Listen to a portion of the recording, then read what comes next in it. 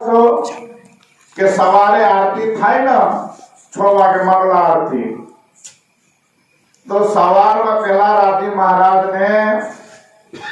શ્રृंगार बिनगार કરીને આરોજી વાલા ગાવીને ઉઠાપન કરીને પછી શું કરીએ છીએ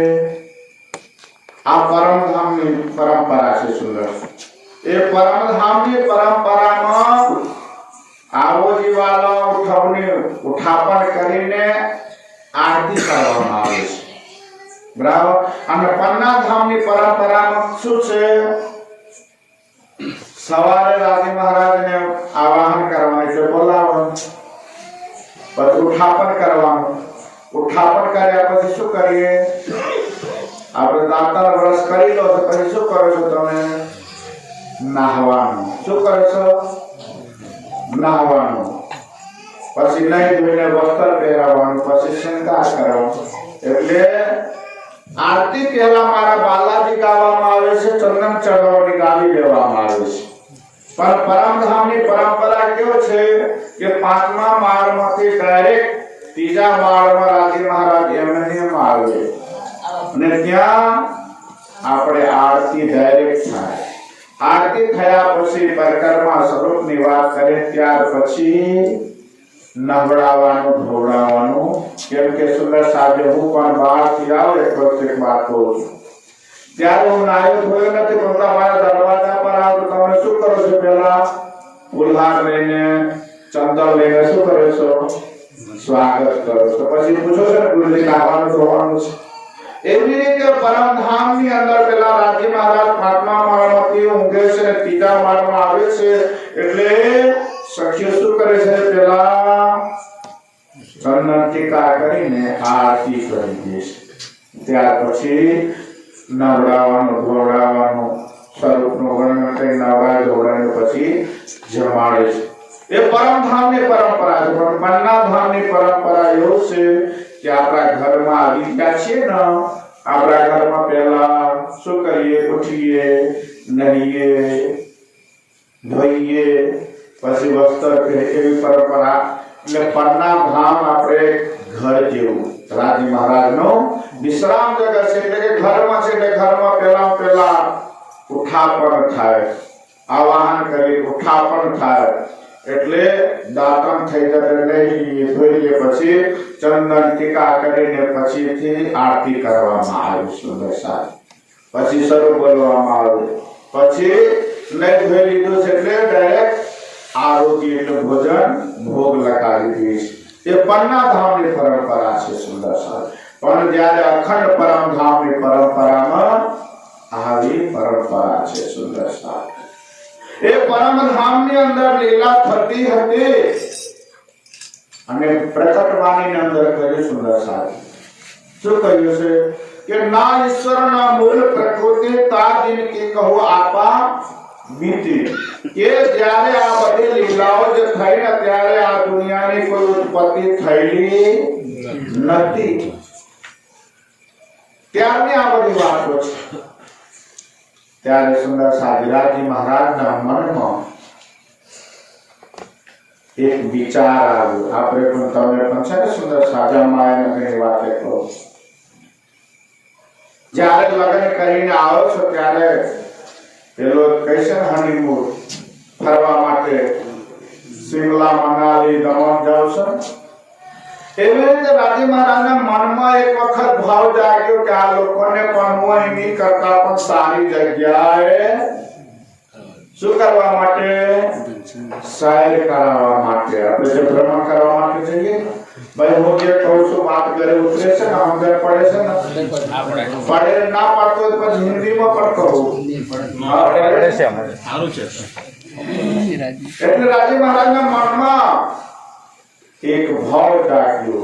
કે મારા અર્ધાંગીનોને મારા રાણીઓને ક્યાં લઈ જાઓ આ પરમધામ કરતા પણ સારી જગ્યા આપણે પણ ઘરમાં કંટાળી જઈએ નહીં કહેતા ચલો ફરવા માટે જઈએ એટલે સુંદર સાથી એ પરમાત્માનું નામ કુરાનની અંદર કહે નૂર જલાલ શું કહ્યું છે નૂર જલાલ નૂર એટલે રોશની ત્યાં એટલો બધો રોશની છે કે નહીં પૂછો વાત શું કહ્યું એનું નામ નૂર જલાલ રોશની રોશની રોશની તમે સુરત સામે કેટલી વાર તમે જોઈ શકો હે સુરતમાં કેટલો બધો રોશની છે આખા ભારતને આખા વર્લ્ડને રોશની આપે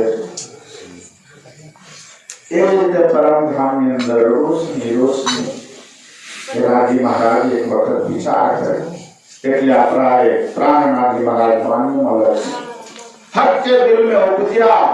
राजी महाराज ना दिल में हक એટલે માલિક ના દિલ में उपजिया मैं अपना दिखाऊं ईश्वर और अपना दिखाऊं साहेब जानत नहीं मुतलक का क्या ब्रह्म सृष्टियो जैसे ना हजू મને જાણતી નથી હું કોણ છું હે રાજી મહારાજ વાત કરી તેરા પોતાના દિલમાં ભાવના જગાડું ને શું દેખાડવા માટે સુંદર સાજી પોતાના ઈશ્વર એટલે પ્રેમ અને સાજી એટલે સત્તા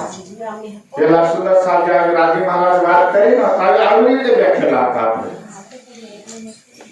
બેઠાના આવી રીતે વાત કરી ને ત્યારે ગોપીઓ બ્રહ્મશિષ્ટીઓ સુંદર સાજી એ રાજી મહારાજ તમે તો તમારો પ્રેમ વધારે હે કેવી રીતે બની શકે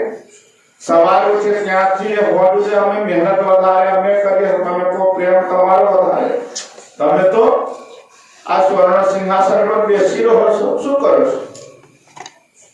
પણ સુંદર સાજી ઘરમાં છે ને ધની બેઠો ને તમે હા સંદૂકમાં કે તિજોરીમાં હોય તો બેઠા હોય ને હા રાજી મહારાજે બધો ભરપૂર માલ પોતાના પાસે રાખેલા છે એટલે ગાદીમાં બેઠેલા છે પણ સત્ય કે તમે કશું તો કરતા નથી તમે કહો છો હું પ્રેમ વધારે કરું છું સુંદર સાથ જાવા વિવાદ ચાલ્યા વિવાદમાં આપણે શરતે ચડ્યા આપણે શરત મારી ને મારતા 500 રૂપિયા શરત મારી દઈએ 1000 રૂપિયા શરત સખીઓએ શરત મારી દીધી રાજી મહારાજને કેવું શરત મારે ખબર છે એક વખત ને બે વખત ને ત્રણ વખત ને રાજી મહારાજ કે તમે ભૂલી જશો સખીઓ અને ગોપીઓ રાધા મહારાણી એ બની શકે નહીં એક વખત ને બે વખત ને ત્રણ વખત નહીં રાજી મહારાજ 100 વખત દેખો અજમાય કે કેટલા વખત શરત મારી આપણે રાજી મહારાજ જોડે સાચી વાત નથી ખોટી વાત આપણે જ હતા કે બીજા કોઈ હતા આપણે જ હતા સુંદર સાથી શરત મારી રાજી મહારાજ એક વખત કરી જ્યારે આ માયારૂપી ખેલ બતાવવાનું થયું સાંભળે જ્યારે આવી રીતે સાંભળ્યું આવી રીતે બેસીને પણ રાજી મહારાજ જ્યારે ખેલ બતાવવાનું કર્યું ત્યારે પરમધામના પહેલો માર્ગ એને વેદને મોલ મિલાવા કહે શું કહીએ છીએ મોલ મિલાવવામાં 3 પંક્તિમાં બેઠા ને વચમાં રાજી મહારાજ પોતે બેઠા અને રાજી મહારાજનો ચરણ શ્યામા મહારાણી તરફ જમનો ચરણ પગ ઉપર પગ બેસે ડાબા પગ ઉપર જમનો પગ ચઢાવીને શ્યામા મહારાણી ભણી પગ છે અને એમના ચરણ તલે આપણે 3 પંક્તિમાં 2000 4000 ને 6000 તમે ભજન પર ગાતા હશો બરાબર કે બેઠા રાજ સમાજ બેઠા શ્યામા સમાજ પ્રીતે મોલ મિલાવા એ ભજન તો સાંભળ્યો પણ આપણે સરસ કર્યું છે તો બેઠા છે ને તો એક પંક્તિ આવે છે સુંદર સાજી કે બેઠા હારો હારે બી દાડમની કડિયો જેવી શું કહ્યું આપણે કેવી રીતે બેઠા છે અનાર ખોલીએ ને અનાર એટલે દાડમ કે ગુજરાતીમાં દાડમ કહેવાય હિન્દીમાં અનાર કહેવાય એટલે ખોલીએ તો કેવો હોય દાના એક બે ઉપર એક નીચે ચઢેલું હોય આવ્યો ભાઈ અનાર સામે દાખલો આવી એનો દાના કેવો હોય એકબીજાને અડેલું હોય તો એક પણ જગ્યા હોતો એટલે પરમધામની અંદર કેવી રીતે બેઠા અડીને બેઠા ત્રણ પંક્તિમાં પણ એકબીજાને હાથ ખાલીને આજે મારો હાથ છે ને આમાં બીજા કોઈનો હાથ મારો ખાલીને બેસીને અને શરત કર્યું 12,000 શું શરત કરી 12,000 કે હું મીજે તો તું જગાડજે શું કહ્યું હા કહ્યું ને કે હું મીજે તો તું જગાડજે આ તારે કહેવાય ને સુંદર સાથી પ્રણામ પ્રાણનાજી મહારાજ જ્યારે પ્રચાર પ્રસારમાં ગયા ને મસ્કત બંદરમાં કોણ હતા ખબર છે મસ્કત બંદર કોણ હતા માવજી ભાઈ દરિયા કાંઠે દુકાન હતી એમની બરાબર